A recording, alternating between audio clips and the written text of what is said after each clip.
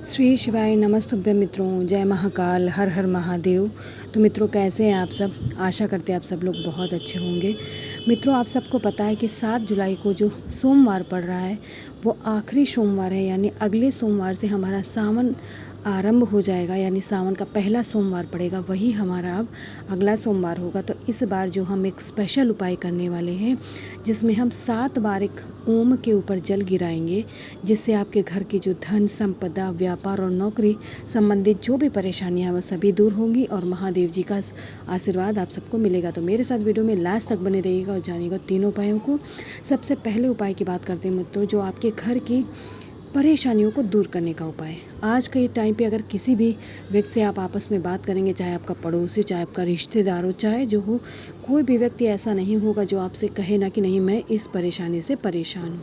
यानी कि आप लोगों को घर में परेशानियाँ भर भर के हैं, तो इसके लिए आप लोगों को पीला चंदन लेना है, 1 चुटकी, थोड़ा सा जल डाल के उसका पेस्ट बना लीजिएगा। अगर गीला है तो पेस्ट बनाने की कोई आवश्यकता नहीं। साथ ही में आप लोगों को लेना है कनेर का 1 पुष्प। ज़रूरी नहीं कि मैंने पीला वाला स्क्रीन में दिखाया तो आपको पीला वाला ही लेना है। अगर गुलाबी वाला मिल जाता है या सफ़ेद वाला मिल जाता है, कोई भी मिल जाए, मान लीजिए कनेर पुष्प नहीं मिलता है, तो आप इस उपाय को मत छोड़िएगा, आप कोई भी एक पुष्प ले लीजिएगा। लेकिन पहले प्रयास करेंगे कि आप लोगों को कनेर का पुष्प मिल जाए। इसके बाद आप लोगों को लेना है तांबे का 1 कलश, जिसमें आप लोग लेंगे अपने घर का जल, और सोमवार का विशेष दिन है तो गंगा जल लेना अनिवार्य हो जाता है। दोनों चीज़ों को लेने के बाद में मित्रों, जो पुष्प लिया उसे इसके कलश के अंदर डालने की गलती मत कीजिएगा। अलग से अपनी पूजन थाली में सारी चीज़ें रख करके आप सभी लोग पहुंच जाएंगे महादेव जी के शिवलिंग के पास। सबसे पहले जो आप लोगों ने पीला चंदन लिया है उसका ओम का निर्माण करेंगे माता अशोक सुंदरी के स्थान पे। देखिए जैसे मैंने किया है ऐसे ही आप लोगों को ओम का निर्माण करना है। निर्माण करने के बाद में जो कनेर का अगर पीला वाला पुष्प लिया है तो उसे इसी ओम के ऊपर समर्पित कर दीजिएगा। अगर कोई दूसरा पुष्प लिया है उसे भी इसी ओम के ऊपर ही समर्पित करेंगे। यानी पहले आप लोगों को चंदन से ओम का निर्माण करना है, इसके बाद में पुष्प समर्पित करना है। इसके बाद में जो आप लोगों ने जल लिया है उसे महादेव जी के शिवलिंग के ऊपर ना समर्पित करके इसी पुष्प के ऊपर यानी इसी ओम के ऊपर उस जल को आपको, कलश के जल को 1 बार नहीं बल्कि 7 बार चढ़ाएंगे। और यहाँ पे मंत्र क्या बोलना मैं उससे पहले समझा देती हूँ। मान लीजिए इस उपाय को आपके घर का कोई पुरुष, आपका पिता, आपका भाई कर रहा है तो वह मंत्र बोलेगा ओम नमः शिवाय। 1 बार जल चढ़ाएगा, फिर बोलेगा ओम नमः शिवाय, फिर दूसरी बार जल चढ़ाएगा। इसी तरीके से 7 बार जल चढ़ाएगा। अगर महिला कोई कर रही है, हमारी माताएं, हमारी बहन, हमारी भाभी हैं, कोई भी है, तो वो केवल नमः शिवाय बोलेगी। अगर मान लीजिए पति पत्नी साथ में कर रहे हैं, माता पिता साथ में कर रहे हैं इस उपाय को, तो ओम नमः शिवाय बोलेगा। और क्रम यही रहेगा मित्रों, पहली बार जल चढ़ाएंगे ओम नमः शिवाय, फिर दूसरी बार जल चढ़ाएंगे फिर ओम नमः शिवाय। ऐसे इसी क्रम में 7 बार इस जल को ओम के ऊपर समर्पित करके चले आइएगा मित्रों। ऐसी कोई भी परेशानी नहीं है जिसका हल महादेव जी आपको ना दिखाए, उसका रास्ता आप लोगों को महादेव जी ना समझाएं। तो पहला उपाय समझ गए होंगे। आप दूसरे उपाय की बात करते हैं। आज के समय में एक परेशानी की लोग, डॉक्टर क्या कह देता है कि आपका मरीज डिप्रेशन में, यानी बहुत सोचता विचारता है।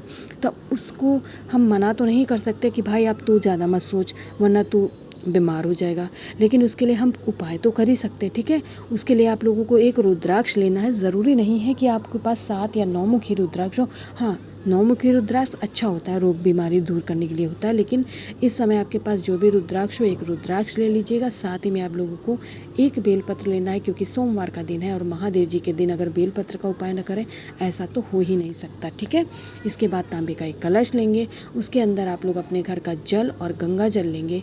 और जो आप लोगों ने 1 रुद्राक्ष लिया है, चाहे जितने मुखी हो, हमें से कोई फ़र्क नहीं पड़ता, उस रुद्राक्ष को आप इसी कलश के अंदर डाल दीजिएगा मित्रों। डालने के बाद जब ये आपके कलश के अंदर, जब आप रुद्राक्ष डाल चुके होंगे, ठीक है, उसके बाद इस कलश को कम से कम 30 मिनट, ठीक है, आधे घंटे के लिए इस कलश को आप लोग ढक के रख दीजिएगा। इससे क्या होगा, जो रुद्राक्ष का कलर होता है, रुद्राक्ष का वह उस जल के अंदर यानी जल के संपर्क में आने से रुद्राक्ष का कलर उस जल में आ जाता है। ठीक है, इसके बाद उस रुद्राक्ष को निकाल करके आप अपने घर पे रख दीजिएगा और बाकी पूजन सामग्री लेकर के पहुँच जाएंगे अपने इष्ट, अपने आराध्य भगवान शंकर के शिवलिंग के पास अपने उपाय को करने के लिए। यहाँ पहुँच करके उत्तर दिशा में मुँह करके खड़े हो जाइएगा मित्रों। जो 1 बेलपत्र है उसे महादेव जी की शिवलिंग के ऊपर इस तरह समर्पित करेंगे। जो डंडी वाला भाग है वो माता अशोक सुंदरी या फिर जलाधारी की तरफ हो और पत्ते वाला हिस्सा महादेव की तरफ बेलपत्र समर्पित करेंगे मित्रों। इसके बाद जो रुद्राक्ष वाला जल लिया है उसे आप लोगों को इस बेलपत्र के ऊपर समर्पित करना है सोमेश्वर महादेव जी के नाम से। ठीक है मित्रों। सोमेश्वर महादेव जी के नाम से उस रुद्राक्ष वाले जल को मित्रों इसी बेलपत्र के ऊपर यानी जलाधारी के ऊपर आप लोग समर्पित कर दीजिएगा। जब आप बेलपत्र पे जल समर्पित करेंगे, आपको महादेव जी से निवेदन करना है जिस व्यक्ति के लिए आप उपाय कर रहे हैं उसका ये रोग या बीमारी ठीक हो जाए। फिर जब जल या बहता बहता नीचे गिरने लगेगा, थोड़ा सा जल आप किसी पात्र में रोक लीजिएगा। महादेव जी का आशीर्वाद लेके आप अपने घर पे जाएंगे और जिस व्यक्ति को डिप्रेशन का शिकार है, जो व्यक्ति परेशान है, उसको इस जल का बस आचमन करा दीजिएगा मित्रों। महादेव जी की ऐसी कृपा होगी कि उस व्यक्ति का डिप्रेशन की जो बीमारी वो कैसे ठीक हो जाती है उसे पता भी नहीं चलेगा। तो 2 उपायों को बात कर ली है मित्रों। अब तीसरे उपाय को बताने से पहले आप लोगों से बस एक ही निवेदन है, जो लोग मेरे चैनल पे पहली बार आए हैं वो मेरे चैनल को सब्सक्राइब और वीडियो को लाइक करना ना भूलें। इससे मैं जैसे ही ये वीडियो बनाती हूँ आप लोगों को नोटिफिकेशन टाइम पे मिल जाएगा। तो मित्रों जो तीसरा और अंतिम उपाय करेंगे वह है किसी भी कार्य में सफलता पाने वाला उपाय। आप लोग जानते हैं जब भी कोई कार्य हम आरंभ करने वाले होते हैं, उस स्टार्ट करने से पहले हमारे दिमाग में आ जाता है यार ये काम पूरा होगा या नहीं होगा, ठीक है। तो ऐसे में जब भी आप कोई काम करने वाले हो तो आप इस छोटे से उपाय को कर लिया करिए, जिसमें एक बेलपत्र लेना है जो महादेव जी की सबसे प्रिय वस्तु है। इसके बाद आप लोगों को लेना है चीनी। चीनी तो आप सभी लोग जानते होंगे, शक्कर, ठीक है, शक्कर तो जानते ही है ना। तो चीनी लेना है 1 चुटकी, बहुत ज़्यादा नहीं लेना है। इसके बाद में तांबे का एक कलश लेंगे, आपका वही नियम है। जल लेंगे, जल के साथ में गंगा जल लेंगे कलश के अंदर। इसके बाद में जो चीनी लिए, क्योंकि हमें मीठा जल तैयार करना है, उस 1 चुटकी चीनी को इसी कलश के अंदर डाल के ले लीजिएगा। बेलपत्र नहीं डाला, केवल चीनी डाला। इसके बाद में पहुँच जाएंगे मित्रों अपने इष्ट अपने आराध्य भगवान शंकर की शिवलिंग के पास। यहाँ पहुँच करके देखिए कितनी गंदी राइटिंग है। मैं बेलपत्र बनाने का प्रयास किया था लेकिन कुछ और ही बन गया। प्लीज़ आप लोग समझ लीजिएगा। जो एक बेलपत्र ली है उसे माता अशोक सुंदरी के स्थान पे क्या करेंगे, स्पर्श कराएंगे केवल, ठीक है, चढ़ाना नहीं है, केवल स्पर्श कराएंगे। स्पर्श कराने बाद को इसी बेलपत्र को महादेव जी की शिवलिंग पे समर्पित कर दीजिएगा। हमें दूसरी बेलपत्र नहीं लेनी, उसी बेलपत्र को यहाँ स्पर्श करा के और महादेव जी की शिवलिंग के ऊपर रामेश्वर महादेव जी के नाम से समर्पित कर दीजिएगा मित्रों। साथ ही में जो भी आपकी मनोकामना यानी जिस कार्य में आप सफलता पानी चाहते हैं उसके लिए महादेव जी से हाथ जोड़कर निवेदन कर लीजिएगा कि हे महादेव जी, मैं इस कार्य को आरंभ करने जा रहा हूँ या करने जा रही हूँ। कृपया आपको धीरज बंधाएं और आपके अंदर इतना विश्वास है कि आपका कार्य पूरा ही होगा। ऐसी कामना करते हुए जो 1 लोटा जल है उसे समर्पित करके चले आइएगा मित्रों। महादेव जी की ऐसी कृपा होगी कि आपका वह कार्य ज़रूर पूर्ण होगा। तो मित्रों यहाँ पर मैंने अपनी तरफ से पूरा प्रयास किया आप लोगों को तीनों उपायों को समझाने का, और मैं आशा करती हूँ आप लोग समझ गए होंगे। तो इन उपायों को ज़रूर करिएगा। श्री शिवाय।